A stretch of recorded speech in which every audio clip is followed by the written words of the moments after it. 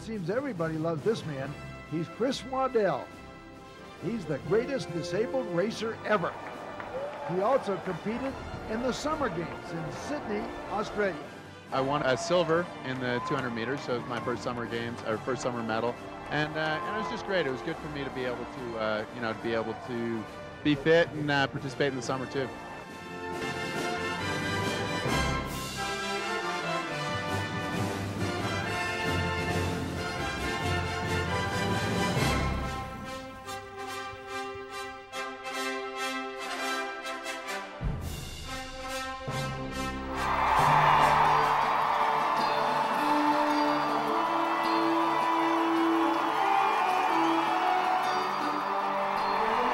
Presenting a four-time Paralympian who holds a total of 15 World Championships and Paralympics medals, Chris Waddell.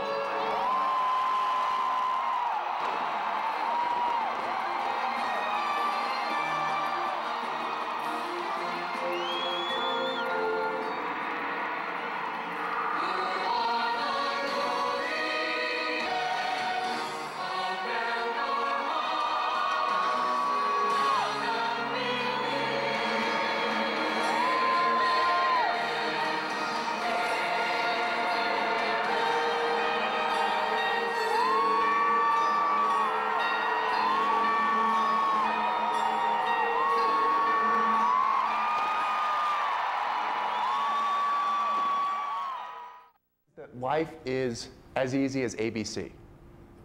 The problem for a lot of us is that we go from A to C. A is the activating event, and C is the corresponding emotion. Give you an example, and this might not apply to all of you, but it certainly applies to me. Does it drive you crazy when somebody's driving slowly in the left lane? I mean, it feels like a conspiracy, like this person is intentionally slowing down. You know, I mean, this person is ruining my life and making me late, right?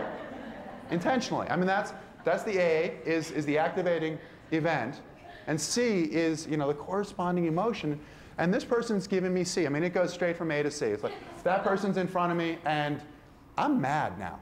You know, to the point where eventually you pass the person, and you give them that look, you know? And you know what that look means? That look means that there are 3 lanes here. There's the travel, there's the slow lane, and then there's the passing lane. And the passing lane actually implies action. It means that you are actually passing someone. You're not just hanging out there like, hey, yeah, it's my birthright. I get to, you know, drive in the left-hand lane. B is the belief in A. Not everybody is like me.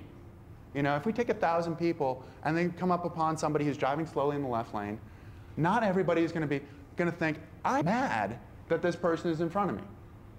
Not everybody thinks that. Some people go, you know what, I'm probably going too fast, and I should probably slow down. You know, this is an opportunity to smell the roses, you know? We should just kind of take it easy. Thank you very much for reminding me that I was going too quickly. I really appreciate it. You know, I don't know these people, but I'm sure there are people out there who would think that. And so, you know, but we do have this power. We do have this power to get the events that happen to us, these activating events. A, we do have the power to look at these events and interpret how we're going to feel about them. I do instructional ski camps throughout the country, and a few years ago, I was doing one up at Crystal Mountain, and we were training. There were, I don't know, a few of us training on this course, and it was a GS, and it was a really difficult GS. I mean, it was just really turny, and it was difficult. To make matters worse, the guy who said it put in these helper gates, and a helper gate is showing you should finish your turn. The thing is, it's not like, this wasn't like dye on the snow, you know? It wasn't like a little color-coded, you should have your turn done by here. This was the actual physical pole that said, you should be done by here. Problem is, if you're not done by there, things get ugly. And for one of the guys who was skiing, things got ugly on a run-by-run basis. So finally, the sun's slipping behind the mountains, and I say, okay, look, this is our last run, and I watch this guy ski from the top, and I'm cheering him down. I mean, literally, with each turn, I'm like, yeah, Pat, looking good, okay, stay right there, good, good, start your turn, okay, finish it, good, everything's good. And about 3/4 of the way down, he got low and didn't finish his turn in time, and caught this helper gate and flipped over about 3 times, and I'm just watching it going, oh man, you know, and I gave him his time. This is important, you have to give people their time. I gave him his time, and I went down, and he was just getting up at this point, and he looked at me with these wild eyes. And, oh boy, here we go. And he looked at me and he said, I love this sport. I'm like, okay, that's not necessarily the response that I was expecting, but it was great. You know, I mean, he looked at it in an entirely different way, and he begged me at that point. He's like, come on, let me take one more run. I was like, all right, go up. And that was the only run that he finished all day, was the run after that. So we have the ability, you know, to look at these events and say, you know, I'm gonna interpret this however. Do any of you remember not being able to read? Or not being able to walk? Really? Okay, good. Good, we have one here. But think of those two things. I mean, learning how to recognize letters on a page or on the refrigerator or whatever it is, and eventually you learn that those letters have sounds that are associated with them, create words and sentences, and if you can read, you can learn anything. I have a niece who's 2 years old, and I remember watching her learn how to walk.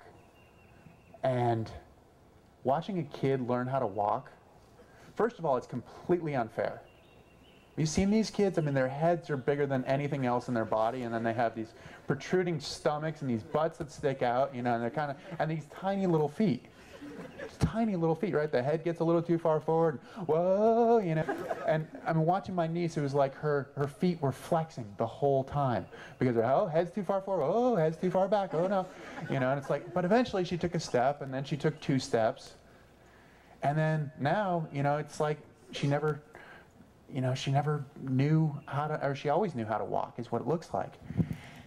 When I started skiing again after my accident, I didn't remember learning how to ski.